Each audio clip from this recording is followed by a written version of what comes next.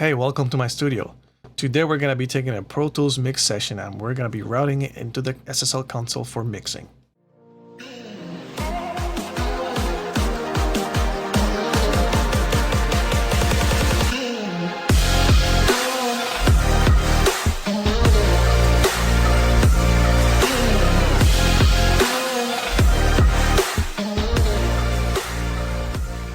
So you can see here we have 24 channels for mixing plus 4 stereo returns that we're going to be using that are also used for summing in the analog domain. So first thing that I'd like to show you is this session that we have where we are going to be taking the channels of this session and bring them into the analog domain. So the first thing I have to explain so you have an idea of how my setup looks like, it's the I/O routing setup that I have here in my studio. The first thing is the converters that we have for taking stuff from the digital domain and converting it to the analog domain. So that'll be a AD conversion. And I have two Avid HD IOs, so you can see here, two of them, and I'm just going to show you down here how they look like. This is the first one is on top and the second one is in the middle, and we have one in the bottom, which is the Avid Omni, which I also use for the mix. But let's go back to the screen so you see HD1, HDIO2, and then we have the Omni. So I'm taking 32 channels from here to here. 32 channels that I'm routing to the console from Pro Tools. So these are channels are connected to the patch bay, and from the patch bay they get connected to the line inputs of every channel that I have in the console. And the last four here, from 25 to 32, those are the stereo returns that I have available in my console that are also available for summing into the mix. So that's extra analog inputs that I have available for mix down. The last four things that I have here are the external B inputs that the console takes. These are inputs that are used for selecting what mix I want to be listening at. So I could have a rough mix, I can have a computer mix, like something I'm playing on Spotify or YouTube, and I want to compare that mix with my mix. I can do that with a press of a button. And these outputs that I have here are the ones that allow me to take mixes out of Pro Tools or rough mixes out of Pro Tools and mixes out of the computer to the console so that I can actually reference to those mixes with the speakers. That's for the output. For the input, it's a similar a process. We just have 24 channels that we use that we're sending from the channels of the console back into Pro Tools. So this are used mostly for printing stems when I'm done with my mixes. If the client wants stems for some of the elements, right, we'll bring them back into Pro Tools. Mix in, it's the two channels that I use to print the mix back. So we're mixing analog, we're printing the mix back into Pro Tools.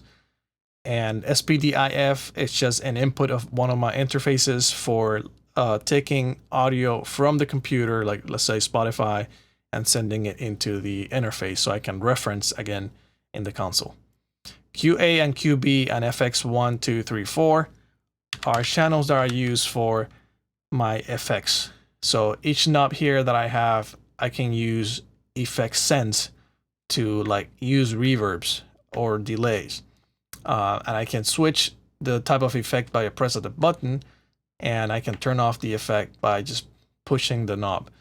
The way that works is in my setting, in my session, I have a template that I always use in all my sessions. So from pretty much from SPDIF to channel 13, this is pretty much my template. And what I have is a couple of different reverbs that I like to use. The EMT 140, for example, is my plate reverb from UAD. I have the EMT 250 for my, kind of like the old school digital delay reverb. I have the Ocean Way, which simulates the room, the Lexicon 224, and the Acon Digital Verberate. That is one of my favorite realistic reverbs.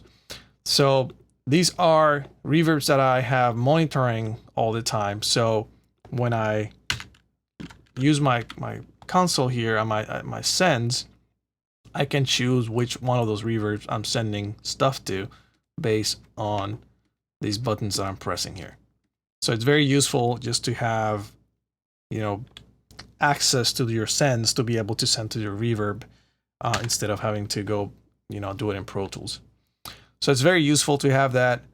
The other thing that when I start mixing is to make sure that I listen to the mix in the box first and have an idea of what elements are in the mix and how I start routing these elements into the console.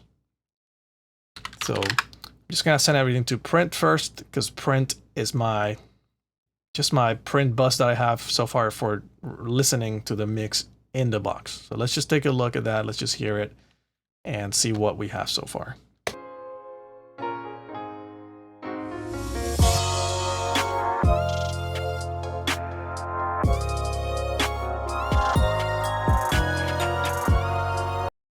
So as we can see, we have bass, we have a couple of keys, lead strings, we have some bells, some guitars, drums, claps, cymbals. So we have to start thinking about where we're going to be putting these in the console. So the other step that we have to do is to set the project in the console. This is a nice program to have for the SSL, because we can save the data, especially the recall data from the console, into a file that I save in the same folder of the session, so that I can keep track of this file and this project in the console. So I usually call it single or album, depending on what I'm mixing. And then the title of the song for this mix is called Running. The client is Andrew, which is my client. The artist is Marla Jimenez. Producers are Andrew and Sam. And the engineer, that will be my name. An assistant, I don't have an assistant right now. So I've saved the notes, and that's my project in the console. We can set the channel names of the console in this app. We can change the names that are gonna show up in this LCD kind of like ring display that we have here. Whatever we picked as names, that's what's gonna show up there. But since we haven't routed the mix session yet, we have to wait for that until we finish parking all these elements into the console. The other thing that I like to do when I'm, you know, routing my sessions is to always kind of use the same channels for similar things. For example, channel 16 here, I always use it for bass. Channel 15, I always use it for vocal, like the main vocal. And the reason for that is because I already have in these two channels, in the inserts of these two channels, I already have the 1176 compressors that I like to use. So when I'm mixing, I know that I like to compress bass and vocals or main vocals with the 1176, so I like to use the same channels for that compressor. That way I don't have to be dealing with recalls in the patch bay. I want to simplify my live. I want to make sure that I don't have to do extra work when I'm mixing. So if I have an 1176 every single time it's in channel 15 for my vocals, I always know that's kind of my vocal channel. The same with the channels for 1 through 8 in the console. You see 1 through 8, I have in the inserts, I have the SSL X-Rack compressor. So I like the compressor for drums, so I usually like to park my drums from 1 to 8. So usually do kick, snare, toms, overhead, and room mics. And that simplifies my workflow because I know that's always going to be that compressor there. If I want to compress the kit with SSL compressor from the X-Rack, I know I'll be putting them in the first 8 channels. And that way you also are getting familiar with where your things are all the time. Like if I always have drums on my left, I know I'm going to be looking for drums on that side in every session. So let's start routing. Like now that you've seen the matrix now of my inputs and outputs, we can start routing things to the console. And just to give you a quick example, like I said before, I like to send lead vocals and bass to channel 15 and 16. So it'll be as easy as just changing this to channel 16 and selecting it, and this one's channel 15. And now if I play that, let me find a part that has the bass. So as you can see now, when I play that, it's not there anymore. The bass is not there anymore because it's being routed to the console. So if we look at the converters, I should see the bass coming out on channel 15. I mean channel 16 and 15. So if I mute the lead vocals and I only have the bass playing, you will see channel 16 light up in the converters.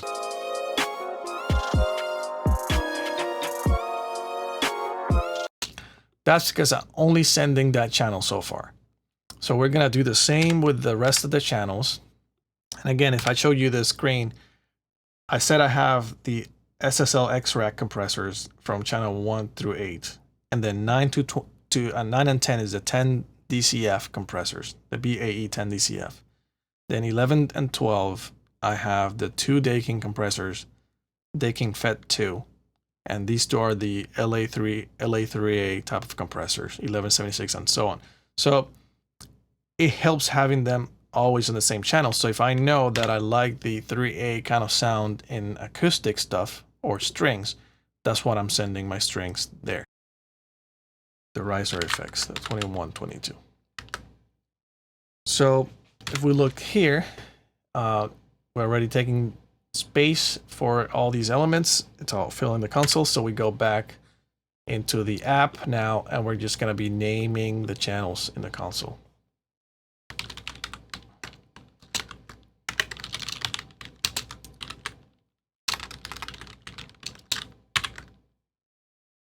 So now we've got all the names, and now I'm just gonna save that project so I can save those names. Again, I'll put it in the same folder as a session, save that. And now if we take a look at the console, we have all the names. The other thing I like is I like to use this marker and put these names here in this black strip because it's easier to read than this green LCD. So I'm just gonna write all these down.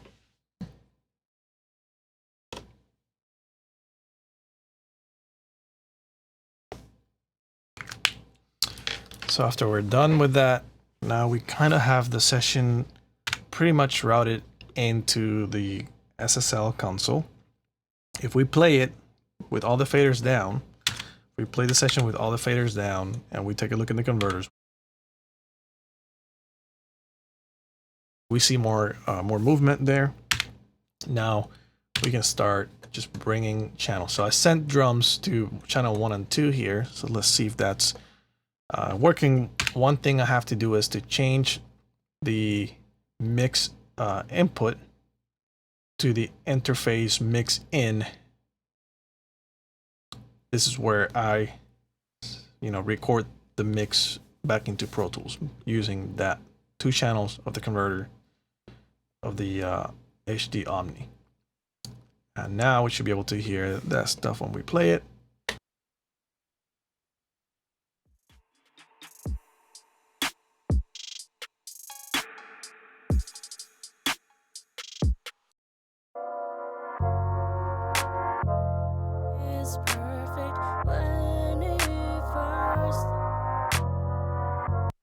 So as you can hear, we're actually now ready to start mixing with the console because all the channels are here.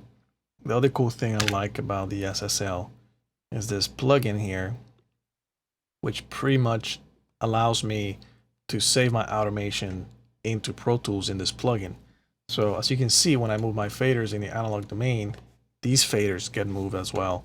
So it's perfect for automation and having the automation stay safe into Pro Tools. This is the Delta plugin, and for that you have to have a console that has been upgraded to the Delta specifications, which is a firmware upgrade, which is perfect for writing automation and saving your settings for levels and EQ insert settings and all that. This is really good. And then you can also automate the mix bus and the rec bus. That's another thing. This console has 2 mix buses, And as you can see here, I have selected reg bus. So if I press these two down here, you see that I can choose a different mix bus. And I like to send my drums into one mix bus in the console and send all the other elements into the other mix bus in the console, and they get combined at the end and written back into Pro Tools. So it's a good way to have separation and have two faders, for one fader for the drums if I need to bring all the drums up in the drum bus, and then one fader for everything else. And the other good reason is I can have inserts in the drum bus. So if I have one of my compressors that I like, HA609A, I like it for drum bus compression. And it's having that extra bus allows you to be able to have just compressors for drums and maybe potentially EQ and compression for the rest of the mix.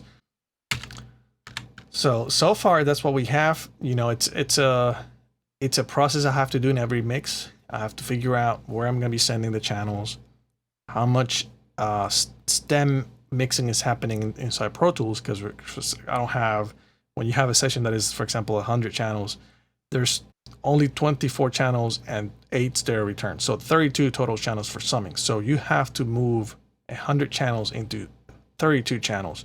That requires some combinations. So you're putting some tracks together in Pro Tools. There's some sub mixing happening in Pro Tools, then be able to send those channels back. The other benefit of having everything here is that after you park your entire session into these faders and the stereo returns, it makes your life easier for mixing because you're only dealing with these faders. You kind of like compacted your session, so it's a lot easier to deal with. And again, let's hear it for one more time.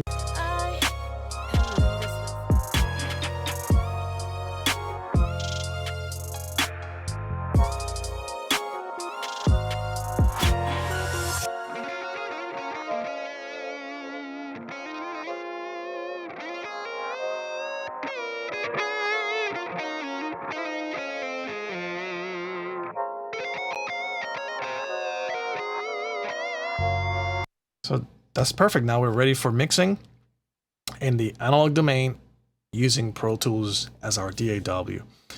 Thank you for watching, and make sure you like and subscribe to this channel. We're hoping to upload more content about mixing, especially hybrid mixing, Pro Tools, SSL console, how we come up with great sounding mixes using these tools. So hopefully you stay tuned, and I'll see you next time.